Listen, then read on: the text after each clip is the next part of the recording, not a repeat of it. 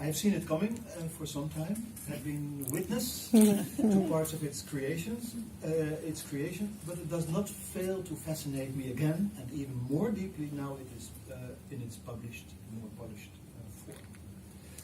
And the few minutes that are allotted to me to say something about the book won't suffice to do it any justice.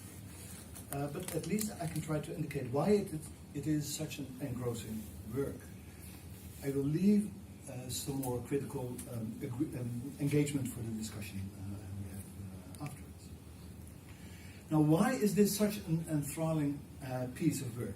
In the first place, it has the rare combination of being painstakingly researched, of engaging with a number of idées reçues, and of raising thoughts about large historical and political concepts such as empires, modernity, East and West, Ethan mentioned it already, and nationalism, of course.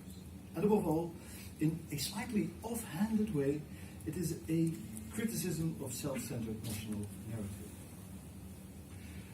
Although the book hits some hard truths, my fascination is perhaps not engendered by its perspective, so the conceptual side, but by its richness in the detail, which enables us to enter into the minds of those Indonesian and Japanese protagonists like Sanusi Pane, Johar Noor, Subarjo, Machida, Shimazu Hitoshi, and others, and closely follow the evolution of the extraordinary relationship between occupier and occupier. And there are only two other words on this period that had a similar reading effect on me. It's Harry Pouz's 3 volumes on the Indonesian revolutionary Tan Malaka, and Ethan mentioned it, Leo Janssen's Wartime Diary. And it's an all-time favorite of both Ethan and me. And as it happens, Leo Janssen is one of the very few Dutch people to appear in Ethan's book. If you look at the index, or read the book, then you see there's no Dutch around.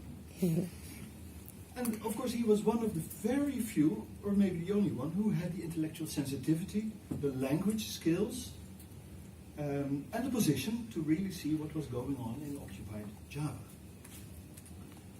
So Ethan's book is a history of wartime Java with the Dutch.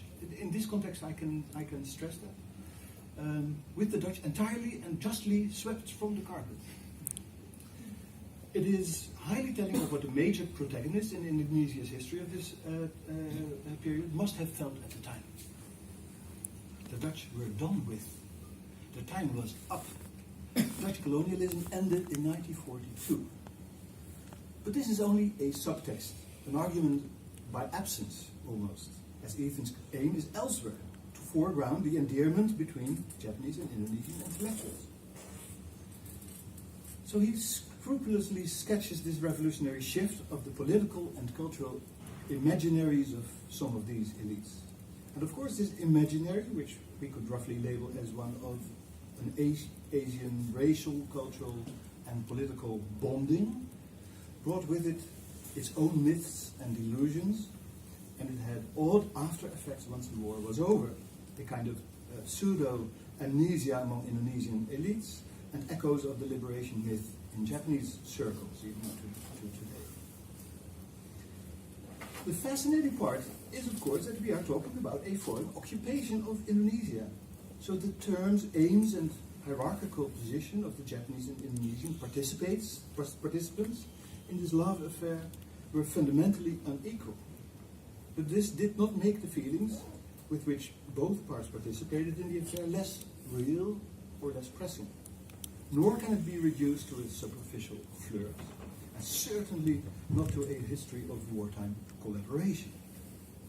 So the book operates on several levels. On the one hand, it does not pit a Dutch or Western benign imperialism against the evil warmongering semi-feudal Japan, but it juxtaposes 2 alternative imperial systems, both predatory and both convinced of its own claims on being the wellspring of modernity. Again, Ethan mentioned it already. In that sense, the cartoon by Ono Saseo on page 136, maybe you can see it, we see an Indonesian... I don't have it. You don't like to comment up. Okay, well, we'll keep it open here. You see a Japanese, probably, supposedly a Japanese lady bumping off a Dutch woman, and the caption says, "You can stop acting so haughty. From now on, I'm the most modern girl." So that's one level of analysis. On another level, Ethan analyzes the evolution of Indonesian nationalism under Japanese inspirations. By so doing, he not just foregrounds the Japanese alternative to Dutch imperial modernity in its embrace by Indonesian elites, but also carefully traces the disaffections that were the result of Japanese arrogance and failing wartime policies. Even so, the Japanese inspirations, even after the Japanese had stopped to be the nice Asian big brothers of the Indonesians, has deeply influenced Indonesian conceptions of politics. And indeed, I have always been struck by the way Sukarno was influenced or confirmed in his corporatist ideas by Japanese fascism. But he was not alone. Hundreds of Japanese and other Indonesians were enamored by the Japanese and grabbed the chances under the Japanese system. And they were formed by them. Now to return to the Dutch, my apologies for this streak of ethnocentrism. This is something the Dutch never have been able to understand. They have never understood, and probably still don't comprehend, this endearment between occupier and occupied, and the liberation or sense of liberation it entailed. The book then will sit doubtlessly uneasily with the Dutch, but also with some of the national elites in Indonesia.